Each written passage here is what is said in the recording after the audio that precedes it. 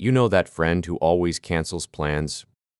The one who's sick again, tired again, always saying, maybe next time. Most people assume they're avoiding others, but a lot of the time, they're actually protecting something. And if you're someone who gets more excited about a Friday night in pajamas than a Friday night out, welcome. You're about to feel very understood. Today, we're breaking down the psychology of people who genuinely love staying at home.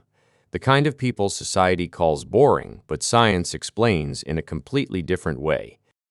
Here's the truth. Extroverts recharge through people. Their energy comes from noise, movement, constant interaction. But introverts and people who prefer solitude recharge in quiet. Even fun social time can slowly drain them, and home becomes the one place where their mind finally resets. Psychologists describe this through something called optimal arousal theory. Some people feel their best with lots of stimulation. Others feel better with less. It isn't laziness and it isn't weakness. It's simply how the nervous system is wired. But it goes deeper than introversion. For many people, home isn't just peaceful, it's predictable.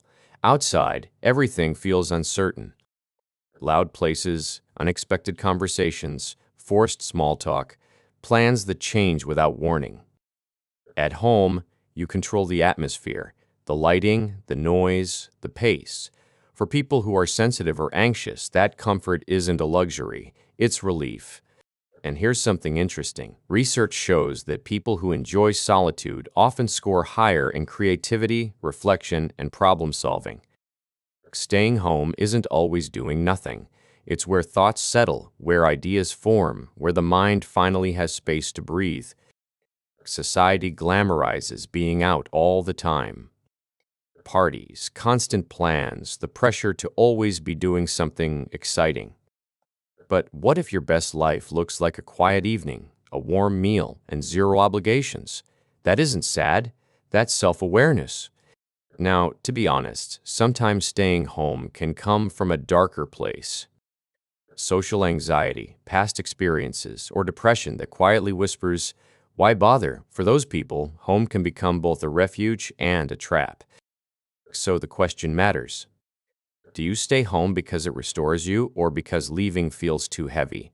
One is peace, the other is hiding. But for people who truly love staying in, they aren't missing out. They're just living differently. They find joy in small rituals, morning coffee, a favorite spot on the couch, the way sunset light fills a room. Psychologists call this a low stimulation preference. These people don't need constant excitement because their inner world already feels full. So if you're someone who turns down invitations without guilt, who genuinely enjoys a solo weekend, who feels calmer at home than anywhere else, you're not broken.